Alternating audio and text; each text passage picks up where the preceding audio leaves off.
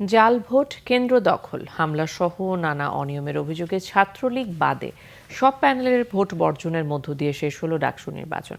অনিয়মের দায়ে উপাচার্যের পদত্যাগ ও পুনর্নির্বাচন দাবি করেছে ছাত্রদল ও বামজোট সহ বিরোধী ছাত্র সংগঠনগুলো। প্রতিবাদে কাল ধর্মঘট ডেকেছে তারা।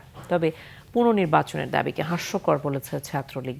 এদিকে উৎসবমুখর পরিবেশে শান্তিপূর্ণভাবে ভোট হয়েছে বলে দাবি করেছেন বিশ্ববিদ্যালয়ের উপাচার্য মোহাম্মদ আখতারুজ্জামান। ২৮ বছর পরে ডাকসু নির্বাচন, ভোটের শুরুতেই বিক্ষোভ। সকালে বস্তা ভর্তি সিলমারা ব্যালট পাওয়া যায় বাংলাদেশ কুয়েত মৈত্রী হলে। তাৎক্ষণিক বিক্ষোভে ফেটে পড়েন শিক্ষার্থীরা। আমরা ব্যালট দেখার জন্য যখন বলছি যে আমরা বাক্স দেখবো তারপর আমরা ভোট দিব, 1 ঘন্টা দেরি করার পর হঠাৎ করে দেখি সেই দরজা খোলা এবং সেখান থেকে বস্তা টাঙ্গিয়ে ঢোকানো হচ্ছে।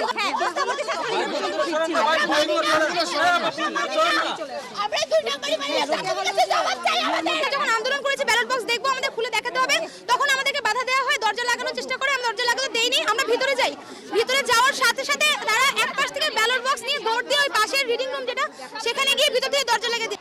ঘটনাস্থল পরিদর্শনে গিয়ে ছাত্রীদের বিক্ষোভের যুক্তিযুক্ত কারণ খুঁজে পান প্রভিসি ও প্রক্টর। দায়িত্ব থেকে অব্যাহতি দেওয়া হয় প্রভোস্টকে। এমন পরিস্থিতিতে 3 ঘন্টা পরে বেলা 11টায় শুরু হয় ওই হলের ভোট গ্রহণ। এই দায়িত্ব যা আসছে হল কর্তৃপক্ষ সেটি গ্রহণ করতে হবে। ইতিমধ্যে তাকে অব্যাহতি দেওয়া হয়েছে। নতুন প্রভোস্ট নিয়োগ দিয়ে আলোচনা করে সবার কাছে এটি গ্রহণযোগ্য পদ্ধতিতে আমরা অগ্রসর হব। এই ঘটনা এটা আমার কল্পনার বাইরে এবং এই দায় আমরা এড়াতে পারি না। অবশ্যই স্থগিত, এই নির্বাচন স্থগিত না করা গেছে, আর কোনো উপায় আছে? রোকেয়া হলে ব্যালট বাক্স দেখতে যায় ছাত্রলীগ, ছাত্রদল ও কোটা আন্দোলনের প্রার্থীরা। বাক্স সিলগালা না থাকায় সেখানেও বিক্ষোভ করেন শিক্ষার্থীরা।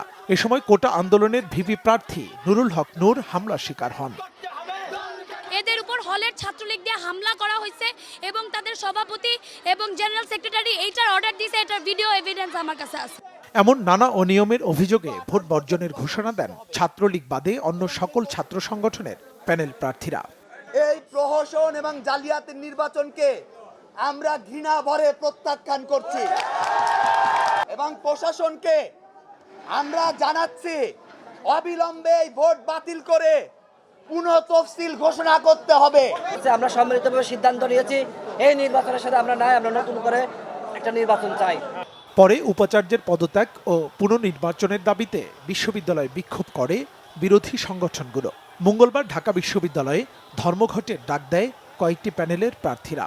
এখন পর্যন্ত আমাদের কোনো অভিযোগেরই সুরাহা করেননি এবং আমাদের কোনো অভিযোগ আমলে নেননি।